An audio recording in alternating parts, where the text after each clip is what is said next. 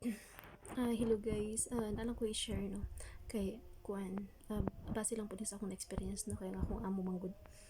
kuan ka nang murag bangag siya istoryahon ba kay pag istoryahon nimo karon mo tanong pagkahiman-himan pag unya ang imong istorya wala ra dai na sulod sa imong una kay ngano sige rag sige cellphone kay na siya pero may ka istorya guys Ginoo ko mura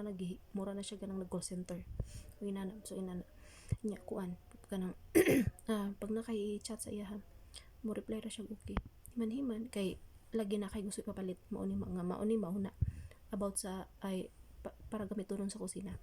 himan-himan reply ra siya sa imo okay dayon magulat na ka nigabiin na lang ang imong gi chat sa iya wa pa gyud ni abot kay di ay to wala na nasulod sa imong una kay busy sa cellphone pagkaugma mag-remind na pug ka sumaugtas ka kung ikaw tigluto kung ikaw ang taga kusina maugtas ka guys kay labi nang kailangan nimo na nga kuan